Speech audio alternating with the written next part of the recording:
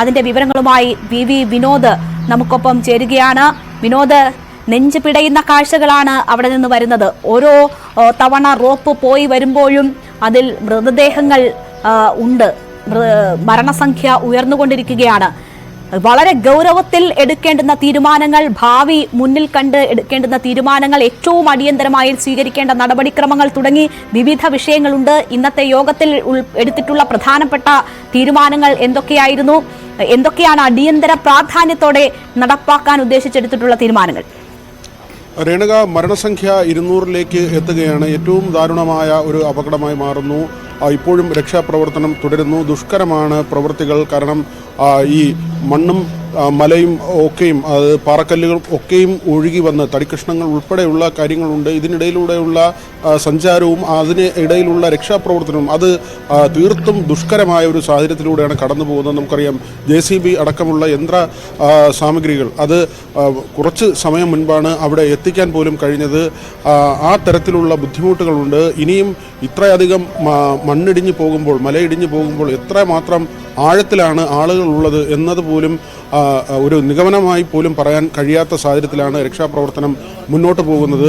Chief സെക്രട്ടറിയുടെ സാന്നിധ്യത്തിൽ മുഖ്യമന്ത്രി പങ്കെടുത്തിരുന്നു. മുഖ്യമന്ത്രി കൂടി പങ്കെടുത്ത യോഗമാണ് രാവിലെ ഈ ദുരന്ത നിവാരണ അതോറിറ്റി ഓഫീസിൽ നടന്നത്. രാവിലെ തന്നെ ഈ യോഗമുണ്ടായിരുന്നു. ഇതുവരെയുള്ള രക്ഷാപ്രവർത്തനം വിലയിരുത്തുന്നതായിരുന്നു യോഗത്തിൻ്റെ പ്രധാന അജണ്ട. ആ നിലയ്ക്ക് കാര്യങ്ങൾ പരിശോധിച്ചു. ഇതുവരെയുള്ള കാര്യങ്ങൾ കൃത്യമായി തന്നെ മുന്നോട്ട് പോകുന്നുണ്ട്. മനുഷ്യസാധ്യമായ കാര്യങ്ങളെല്ലാം തന്നെ ചെയ്ത് ഈ രക്ഷാപ്രവർത്തനം മുന്നോട്ട് കൊണ്ടുപോകാൻ കഴിയുന്നു എന്നത് തന്നെയാണ് യോഗത്തിൻ്റെ പ്രധാനപ്പെട്ട വിലയിരുത്തലായി വന്നത്. മറ്റൊരു കാര്യം, ഈ രക്ഷാപ്രവർത്തനത്തിലൂടെ പുറത്തു കൊണ്ടുവരുന്ന ആളുകൾ, അതോടൊപ്പം തന്നെ അവിടെ രക്ഷാപ്രവർത്തനത്തിൽ ഏർപ്പെട്ടിരിക്കുന്ന ആളുകൾ, ഇവർക്കുള്ള ഭക്ഷ്യവസ്തുക്കളും മറ്റ് അടിസ്ഥാന ആവശ്യങ്ങളും ഇതെല്ലാം തന്നെ തയ്യാറാക്കുക. അത് എത്രയും വേഗത്തിൽ തടസ്സമില്ലാതെ വിതരണം ചെയ്യുക. അത് കുടിവെള്ളവും ഭക്ഷ്യവസ്തുക്കളും അടക്കമുള്ള കാര്യങ്ങളാണ്. അതിൽ വീഴ്ചയുണ്ടാകരുത്. കാരണം പലപ്പോഴും പരാതികളായി ഉയർന്നു വരാൻ ഇടയുള്ളത്, അല്ലെങ്കിൽ ഇതിനിടയിൽ തന്നെ അത്തരത്തിലുള്ള ചില പരാതികൾ ഉയർന്നു വന്നത് ഇങ്ങനെയുള്ള അടിസ്ഥാന സൗകര്യങ്ങൾ അത് ഒരുക്കുന്നതിൽ വീഴ്ചയുണ്ടാകുന്നു. ഭക്ഷ്യവസ്തുക്കൾ നൽകുന്നതിന്, കുടിവെള്ളം ലഭ്യമാക്കുന്നതിന് ചിലയിടങ്ങളിലെങ്കിലും ചില പോരായ്മകൾ ഉണ്ട് എന്ന തരത്തിലുള്ളത്. അവിടെയാണ് ഈ സന്നദ്ധ സംഘടനകളുടെയും മറ്റ് യുവാക്കളുടെ കൂട്ടായ്മ, അങ്ങനെയുള്ള പ്രസ്ഥാനങ്ങൾ, അവരുടെ ഒരു സേവനം ഏറ്റവും പ്രധാനപ്പെട്ട കാര്യമായി വരുന്നു. നമുക്കറിയാം, 2008-ലെ പ്രളയ സമയത്ത് വലിയ തോതിൽ അത് യുവജന രാഷ്ട്രീയ സംഘടനകളുണ്ട്, രാഷ്ട്രീയ പാർട്ടികളുടെ യുവജന സംഘടനകളുണ്ട്, മറ്റ് സന്നദ്ധ സംഘടനകളുണ്ട്. അവരെല്ലാം തന്നെ സജീവമായി ഈ ആളുകൾക്കുള്ള ഭക്ഷ്യവസ്തുക്കൾ ഉൾപ്പെടെ എത്തിക്കുന്നതിനുള്ള പ്രവർത്തനങ്ങളുമായി ഏർപ്പെട്ടിരുന്നു. പക്ഷേ അതുപോലുള്ള ഒരു ഭൂമികയല്ല നമുക്കറിയാം. അന്ന് കേരളമാകെ മഴ പെയ്യുകയും വലിയ തോതിൽ ഈ ചെങ്ങന്നൂർ പോലുള്ള പ്രദേശങ്ങളിൽ ദുരന്തത്തിൻ്റെ വ്യാപ്തി കൂടുകയും പിന്നീട് എറണാകുളത്ത്, കൊച്ചിയിലടക്കം ആളുകൾ ബുദ്ധിമുട്ടിലാവുകയും ചെയ്തു. അങ്ങനെ ഒരു ചിതറി നിൽക്കുന്ന ഒരു സാഹചര്യമല്ല. ഒരുപക്ഷെ പ്രളയം കഴിഞ്ഞാൽ കേരളം കണ്ട ഏറ്റവും വലിയ ഒരു ദുരന്തമായി മാറിയിരിക്കുകയാണ് വയനാട്ടിലേത്. പക്ഷേ അവിടെ ഒരു ഭൂമിയുടെ പ്രത്യേകതയുണ്ട്. ഒരുപാട് ആളുകൾ ചെന്നാൽ അവരെ ഉൾക്കൊള്ളുന്നതിനുള്ള പ്രയാസമുണ്ട്. അതുകൊണ്ട് ആ തരത്തിലുള്ള നിയന്ത്രണങ്ങൾ അത് അതേപടി കൊണ്ടുപോകാനുള്ള ആലോചന ആണ് ഇന്നത്തെ യോഗത്തിലുണ്ടായത്. ജില്ലാ കളക്ടറുടെ അറിയിപ്പ് വന്നു. വാഹനങ്ങൾ പാർക്ക് ചെയ്യുന്നത്, ഇങ്ങനെ രക്ഷാപ്രവർത്തനത്തിൻ്റെ ഭാഗമായുള്ള വാഹനങ്ങൾ സഞ്ചരിക്കുന്നതിന് തടസ്സമാകുന്നുണ്ട്. അതുകൊണ്ട് തന്നെ ആളുകൾ വാഹനങ്ങൾ ഗതാഗതം തടസ്സപ്പെടുത്തുന്ന തരത്തിൽ പാർക്ക് ചെയ്യരുത് എന്ന കാര്യം ജില്ലാ കളക്ടർ നേരത്തെ തന്നെ ഒരു അറിയിപ്പായി നൽകിയിരുന്നതാണ്. അതിനപ്പുറത്തേക്ക് ആത്മാർത്ഥമായി പ്രവർത്തിക്കുന്ന ഈ രക്ഷാദൗത്യത്തിൻ്റെ ഭാഗമാകാൻ വളരെ സജീവമായി രംഗത്തേക്ക് വരുന്ന സംഘടനകൾ, അതിൻ്റെ പ്രവർത്തകർ, അവരെ അവിടേക്ക് വിടണം. അവർക്ക് ഈ ഭക്ഷ്യവസ്തുക്കളുമായി എത്തുന്ന ആളുകളാണ്. ക്യാമ്പുകളിലുള്ളവർക്കും അല്ലെങ്കിൽ കുടുങ്ങിക്കിടക്കുന്ന ആളുകൾക്കുമൊക്കെയും ഈ ഭക്ഷ്യവസ്തുക്കൾ എത്തിക്കുക എന്നത് ഒരു ദൗത്യമായി ഏറ്റെടുത്തു വരുന്ന ആളുകളുണ്ട്. ഭക്ഷണ വസ്തുക്കളുമായി അവിടേക്ക് കടത്തിവിട്ടില്ല എന്ന പ്രശ്നം രാവിലെ ഉണ്ടായിരുന്നു. അതിൻ്റെ പേരിലുള്ള തർക്കങ്ങൾ ഉണ്ടായിരുന്നു. പക്ഷേ കൃത്യമായി അങ്ങനെ വരുന്ന ആളുകളുണ്ടെങ്കിൽ ഒരുപക്ഷെ അതിനുള്ള സൗകര്യം ഈ രക്ഷാപ്രവർത്തകർക്കടക്കം അവർ കൊണ്ടുവരുന്ന വസ്തുക്കൾ വിതരണം ചെയ്യാനുള്ള സൗകര്യം കൂടി ഏർപ്പെടുത്തേണ്ടതുണ്ട്. പക്ഷേ മുഖ്യമന്ത്രി കഴിഞ്ഞ ദിവസം കൃത്യമായി പറഞ്ഞിരുന്നു, അത് സ്റ്റേറ്റിൻ്റെ ഒരു ചുമതലയാണ്. മുഖ്യമന്ത്രിയുടെ ദുരിതാശ്വാസ നിധി ആ ഭാഗത്തു കൂടിയുള്ള ഒരു ഏകോപനം, അങ്ങനെ തന്നെ ഒരു ഏകീകൃത സംവിധാനം എന്ന നിലയ്ക്കാണ് ആ വഴിക്കുള്ള കാര്യങ്ങൾ ആലോചിക്കുന്നത്. കാരണം നമുക്ക് തിരുവനന്തപുരത്ത് നിന്ന് തന്നെ ഈ കാര്യം റിപ്പോർട്ട് ചെയ്യുമ്പോൾ 2018 നമുക്കറിയാം തിരുവനന്തപുരം നഗരസഭ, അന്ന് വി കെ പ്രശാന്ത് ആയിരുന്നു മേയർ, കൊച്ചിയിലേക്ക് ഇവിടെ നിന്ന് ലോഡ് കണക്കിനാണ് ഭക്ഷ്യവസ്തുക്കളും മറ്റ് വസ്ത്രങ്ങളും ചെരുപ്പുകളും കുട്ടികൾക്ക് ആവശ്യമായ വസ്തുക്കളും എല്ലാം തന്നെ ഇവിടെ നിന്ന് കയറ്റിവിട്ടത്. ആ തരത്തിൽ ഒരു പ്രവർത്തനത്തിലേക്ക് ഇപ്പോൾ നഗരസഭ പോകുന്നില്ല. അത് കൃത്യമായി മുഖ്യമന്ത്രിയുടെ ഒരു നിർദ്ദേശമുണ്ട്. സ്റ്റേറ്റ് ലെവൽ എന്ന നിലയിലുള്ള ഒരു ഏകീകൃതമായ പ്രവൃത്തി, അത് തിരുവനന്തപുരം കളക്ടറേറ്റിലാണ് അവശ്യ വസ്തുക്കൾ ശേഖരിക്കുന്നതിനുള്ള ക്യാമ്പ് തുടങ്ങിയിട്ടുള്ളത്. മറ്റൊരു കാര്യം രേണുക പറഞ്ഞത്, നമ്മൾ സൂചിപ്പിച്ചത്, ഇതൊരു രാഷ്ട്രീയ വിവാദത്തിലേക്ക് കൂടി ഇപ്പോൾ കടന്നിരിക്കുകയാണ്. ഖേദകരമാണ്. എങ്കിൽ തന്നെയും 2018 ഏത് തരത്തിലാണോ ഇവിടെ വിവാദം ഉണ്ടായത്, കേന്ദ്ര സർക്കാരിൻ്റെ അറിയിപ്പുണ്ടായിരുന്നു, ഡാമുകൾ തുറന്നില്ല, അത് വൈദ്യുതി ഉൽപ്പാദിപ്പിക്കുന്നതിന് വേണ്ടി ഡാമുകൾ തുറക്കാതെ അടച്ചിടുകയായിരുന്നു. പിന്നീട് ഒരുമിച്ച് തുറന്നപ്പോൾ കേരളത്തിൽ വലിയ പ്രളയമുണ്ടായി, മഹാപ്രളയമുണ്ടായി എന്ന തരത്തിലുള്ള തർക്കങ്ങളും അതിൻ്റെ ഒരു രാഷ്ട്രീയ സാഹചര്യങ്ങളും എല്ലാം തന്നെ നമുക്ക് അറിയാവുന്നതാണ്. ഏതാണ്ട് അതേ നിലയിൽ തന്നെയാണ് ഇപ്പോഴും കാര്യങ്ങൾ പോകുന്നത്. ഇന്നിപ്പോൾ രാജ്യസഭയിൽ അമിത്ഷാ നടത്തിയ ഒരു പ്രസ്താവനയാണ്, അതാണിപ്പോൾ ഒരു വിവാദത്തിന് തിരികൊളുത്തിയിരിക്കുന്നത്. 23-ന് തന്നെ ഇങ്ങനെ വലിയ മഴയുണ്ടാകുമെന്ന മുന്നറിയിപ്പ് കേരളത്തിന് നൽകിയിരുന്നു. കാര്യമായ നടപടി ഉണ്ടായില്ല എന്നൊരു ആരോപണമാണ് അമിത്ഷായുടെ ഭാഗത്തു നിന്ന് ഉണ്ടായിരിക്കുന്നത്. മാത്രമല്ല, മുൻകൂട്ടി തന്നെ NDRFിൻ്റെ സംഘാംഗങ്ങളെ ഇവിടേക്ക് അയച്ചിരുന്നു ഒരു മുൻകരുതൽ എന്ന നിലയ്ക്ക്. പക്ഷേ സ്റ്റേറ്റിൻ്റെ ഭാഗത്തു നിന്ന് അങ്ങനെ ഒരു നടപടി ഉണ്ടായില്ല. നേരത്തെ തന്നെ ഉരുൾപൊട്ടലുണ്ടായ പ്രദേശത്തിനടുത്ത സ്ഥലമാണ്.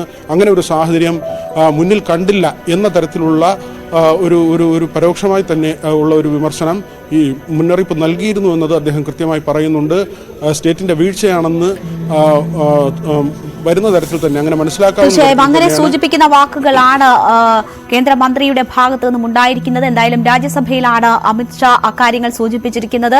ജൂലൈ 23-ന് തന്നെ കേരളത്തിന് പ്രളയ മുന്നറിയിപ്പ് നൽകിയിരുന്നു. എന്തു ചെയ്തു കേരളം എന്ന ചോദ്യമാണ് ചോദിക്കുന്നത്. സ്വാഭാവികമായും മുഖ്യമന്ത്രി ഈ വിഷയത്തിൽ മറുപടി പറയും. 4 മണിക്ക് അദ്ദേഹം മാധ്യമങ്ങളെ കാണുന്നുണ്ട് എന്ന് കരുതാം. പക്ഷേ അതിനും അപ്പുറം ഇവിടുത്തെ പ്രതിപക്ഷം അത് ഏറ്റെടുക്കുമോ, വലിയ രാഷ്ട്രീയ വിവാദങ്ങളിലേക്ക് പോകാനുള്ള സാഹചര്യമല്ല നമ്മളെ സംബന്ധിച്ച്. അതിന്റെ ഗൗരവം രാഷ്ട്രീയ പാർട്ടികൾ ഉൾക്കൊള്ളുന്നുണ്ട് എന്ന് തന്നെ നമുക്ക് മനസ്സിലാക്കാം.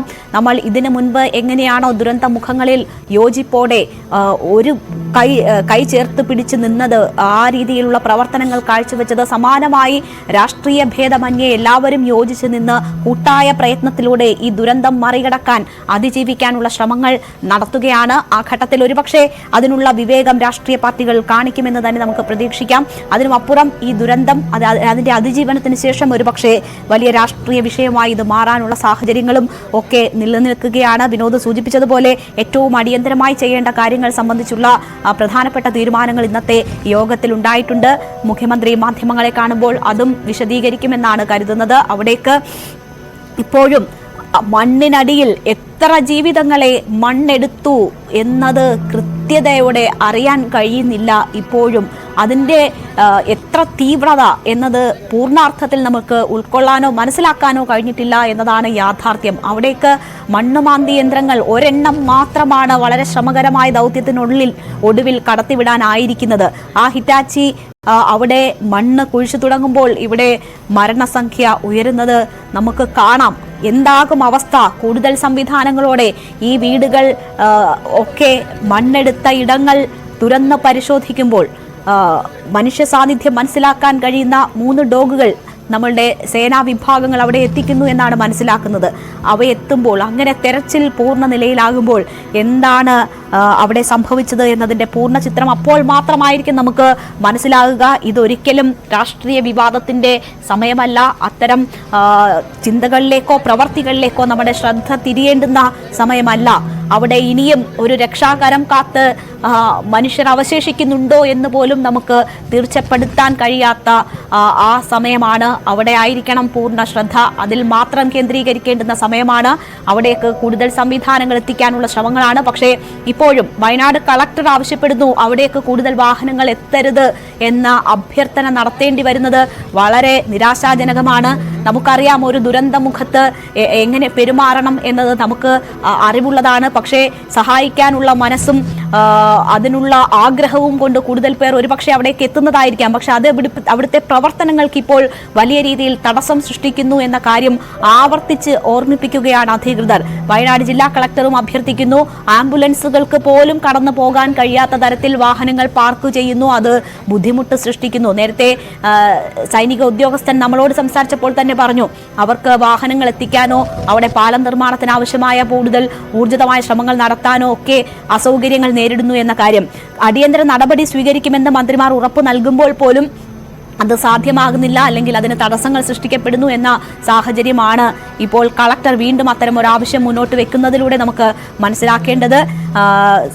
ഇത് കേൾക്കുന്നവർ ഉൾപ്പെടെയുള്ള ഓരോരുത്തരും ചിന്തിക്കണം. അവിടെ ഏറ്റവും അത്യാവശ്യം നടക്കേണ്ടത് റെസ്ക്യൂ ഓപ്പറേഷനുകളാണ്. അതിന് സംവിധാനങ്ങൾ എത്തിക്കുക, ആ സംവിധാനങ്ങൾക്ക് പുറത്തേക്ക് പോകാൻ ഉള്ള അവസരങ്ങൾ വളരെ വേഗം ഈ നീക്കമൊക്കെ സാധ്യമാക്കുന്നതാണ് അവിടെ ഉറപ്പുവരുത്തേണ്ടത്. അതിന് ശേഷം മാത്രമാണ് മറ്റ് സഹായങ്ങൾ എത്തിക്കാനും ഒക്കെയുള്ള അവസരങ്ങൾ.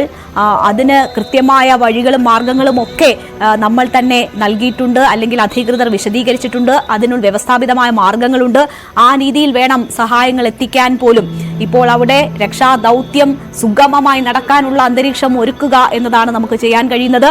നമുക്കിപ്പോൾ